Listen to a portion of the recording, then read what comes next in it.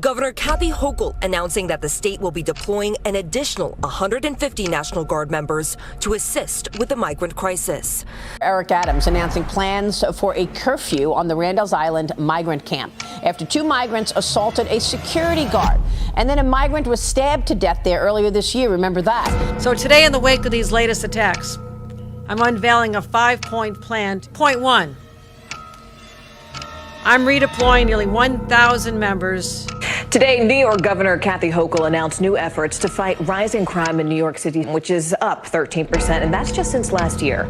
So Hochul is deploying 1,000 state personnel from the MTA, state police, even the National Guard to help the city. Adams also changing his tune on the city's sanctuary status as the Big Apple faces a migrant crime wave. Watch.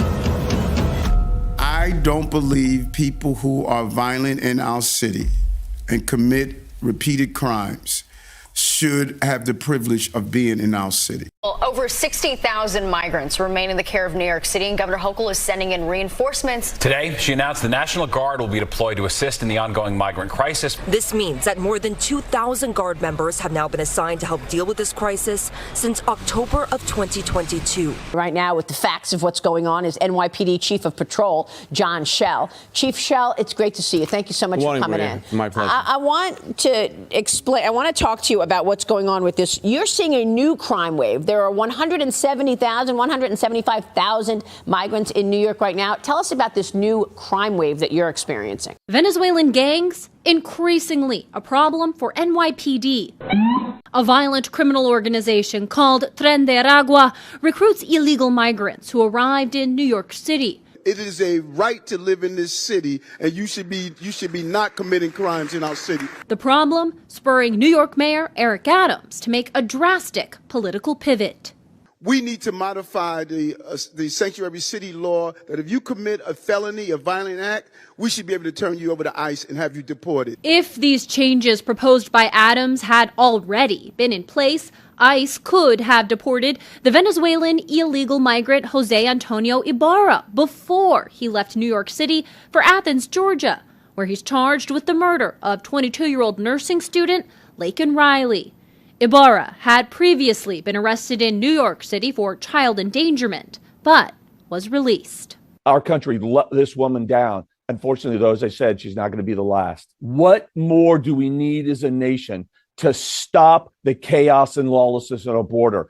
This comes as new Gallup polling records a record high 55% of Americans see illegal immigration as a critical threat. More unidentified migrants in this country can often mean more crime. We need to know who is here. The same poll also finding Americans are most likely to say immigration is the most important problem facing the U.S. New Yorkers need to send a clear message to our elected leaders. Demand better from our criminal justice system. Yeah, so I think that first of all, what Eric Adams has to do is arrive at a clear and consistent message about migrants that unifies the Democratic Party in New York City. And he struggled with that. You know, one day it's this, one day it's that. One day it's blame the White House, the next day, you know. And I think that this is actually an attempt to start to do that. The topic of New York's sanctuary city status remains in the headline. We're going to hear from Mayor Adams tonight. The mayor has been speaking out against it. The mayor's shift in opinion on sanctuary laws follows a series of high-profile crimes in which many of the accused suspects are newly arrived asylum seekers. Many times this week, he argued that current policies are a detriment to public safety. Mayor Adams on Tuesday called for more cooperation between federal immigration officials and local police, supporting the idea of them working together to deport migrants who are suspected of serious crimes. I don't believe people who are violent in our city and commit repeated crimes should have the privilege of being in our city. The city first began limiting cooperation with federal immigration authorities in the 1980s. But in 2014, under Mayor Bill de Blasio, City Council added teeth to previous executive orders, passing a law that prohibits law enforcement from honoring ICE detainer requests if a foreign national has been charged with a crime but not convicted. The mere fact we cannot share with ICE that this person has committed 3 robberies, that this person is part of an organized gang crew. Matter of fact, we can't say that and can't communicate with that. That's problematic for me. Mayor, a very direct and political question. When you look at President Biden, you look at former President Trump, and you look at the migrant crisis that you are facing, well, I think which one do you believe will ultimately help you solve that crisis faster? I'm a supporter of the president, and I think when you do an analysis of this issue of immigration, this is an issue that has been played out too long on the political stage of our country. It has to be resolved. It's one of the top issues that voters are looking at. I think that we can solve it now by taking some very clear steps, such as the decompression strategy, funding these cities, allowing migrants and asylum seekers to work. We did almost 25,000 with work authorization and TPS. When it was recently expanded, we can go even further to some of the other cities and municipalities.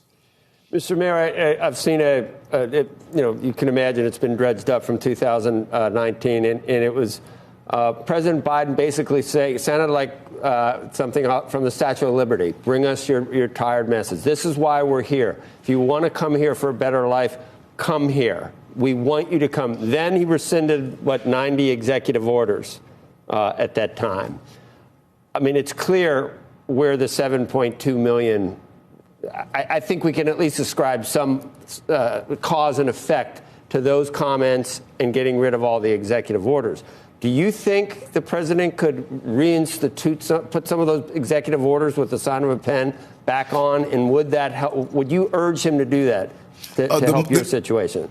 The most important thing I believe we could do during this crisis is allow people to work. Everyone who passed through the Statue of Liberty came here, and even if it was a menial job, it gave them the dignity and respect that everyone that here deserves. Think about it for a moment. Do you know we don't even hear about the Ukrainian citizens that arrived here? We have a large Ukrainian population after the war that's here in New York City. You don't hear about them. You know why? They have the authorization to work. We gave them the financial support that they deserve. We did the right thing for them.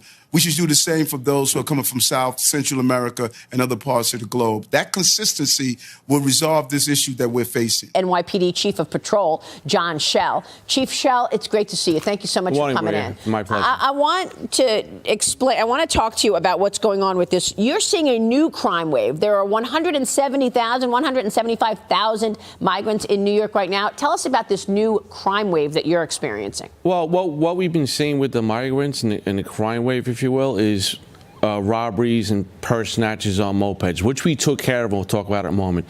We're seeing pickpockets on the train, pickpockets in Times Square. We're seeing domestic violence. And most recently, we're seeing mob-like activity. People going to stores, Bloomingdale's, Sunglass, LensCrafters just the other day, snatching glasses and fleeing the store. I saw that video of the same thing at an Apple store. Correct. They go in like a mob and they just start taking everything. Correct. So this is what we're seeing right now. But just like any other crew, if you will, a group of people, we don't care who you are, but when the moped robberies and purse snatches were taking effect earlier this year, we arrested all of them. And guess what? We don't see it anymore.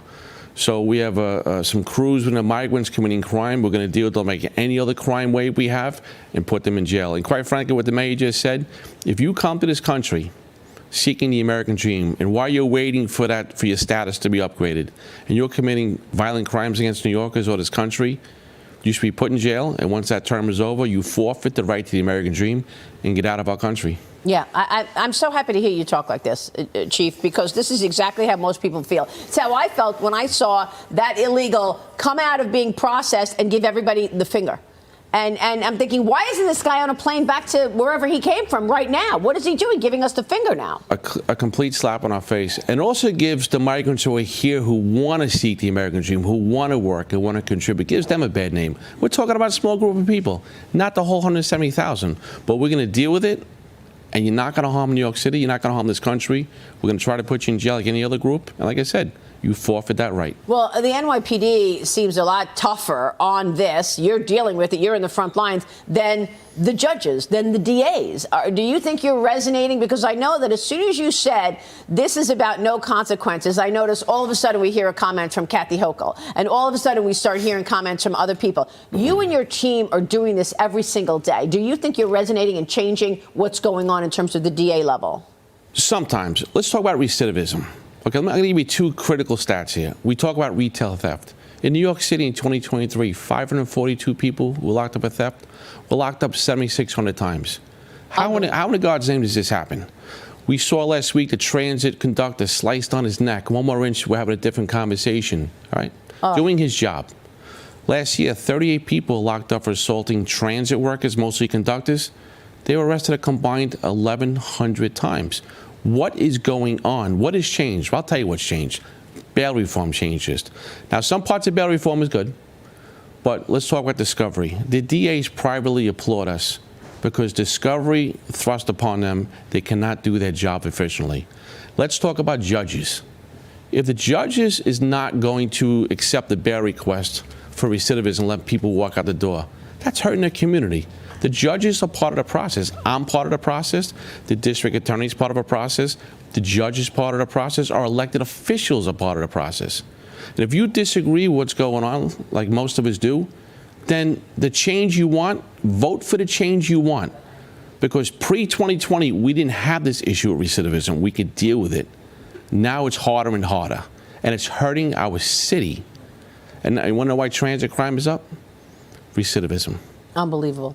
This is the kind of conversation that is going to change things. Thank you for being so adamant about this and for telling the truth and for fighting for New Yorkers. That's what you and your team are doing. We've got this new John Jay College of Criminal Justice study on bail reform. It finds the number of repeat offenses increased as a result of the New York soft on crime policies. In the suburbs and upstate, 66% of those released under bail reform with a recent prior arrest were arrested again within 2 years. How do they not know this? You just said this. You live it. Nearly half of the defendants were rearrested for a felony. Under New York's current bail law, there is no money, bail, or jail time for most misdemeanors and nonviolent felonies leading up to trial. So, Chief, that's the point. There's no consequences. Correct, and there's no consequences, and you have recidivism. Do whatever I want.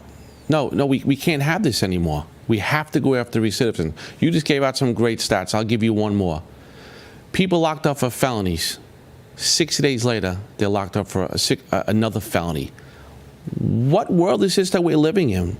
When the process works, it's fantastic. When there's a breakdown of the process, you know who suffers? The everyday New Yorker going to work and about their business. Yeah. I'm a New Yorker. I'm a cop by day. I'm a family man at night. I have children out in the streets working, taking the trains like everybody else. I suffer from this also. Yeah. You know, enough is enough. We are going on the offensive. We're going to start calling people out respectfully. Do your job. If everyone does their job, I'm not here talking to you this morning. I'm so glad you said that. Chief, I want to get your take on something that a senator told me is about to blow up, and that is human trafficking. And I want to see what you're seeing in that regard. I spoke with Kansas Senator Roger Marshall on Sunday, and he told me that the Chinese Communist Party is working with the drug cartels, and they're getting people in over the border, and then once they're in America, they need to pay up. They need to pay the drug dealers. And how are they paying up? They're working in these massage parlors. Here's Roger Marshall. Watch this.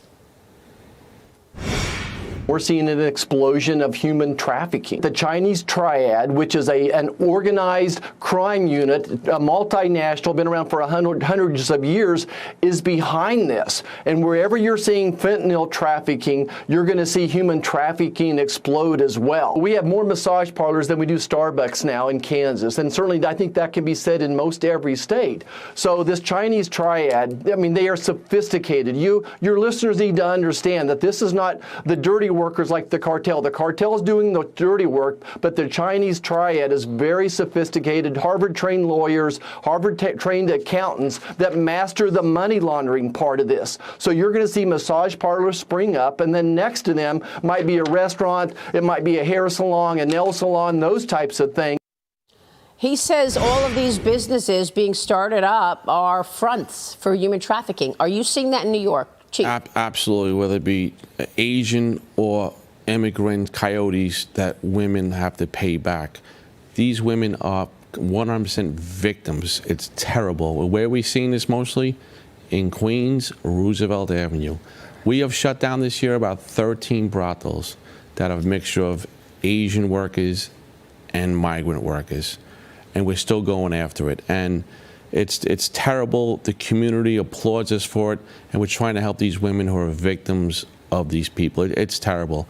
The Queens DA is working with us very well with this. The local elected officials are working with us, but it's a problem. We see it. Wow. And we're dealing with it. That is incredible, Chief, that you're seeing that in New York as well. I was so stunned by Roger Marshall there. Talk to us about the drugs. The drugs are also coming in through the southern border. You see increasingly fentanyl laced in everything. So right now, the common mixture of cocaine, heroin, there's going to be fentanyl in it. Small doses, 2 grams can kill you, 2 grams. Wow. We have seized as a city 800 kilos of pure fentanyl in the last 2 years with a street value of $32 million. Wow. It is so dangerous, and fentanyl does not discriminate. It doesn't care who you are, where you are, from New York City to the Jersey Shore to wherever else. 2 grams of a young person just using it, maybe peer pressure, can kill you, can literally kill you. It is so scary, this fentanyl, that we have Narcan with us. When we're around fentanyl, we have to wear masks. The drug dealers notice, and the people buying it on the street don't know this. It's terrible. This is unbelievable. It's terrible. And it's coming, the underlying components from communist China.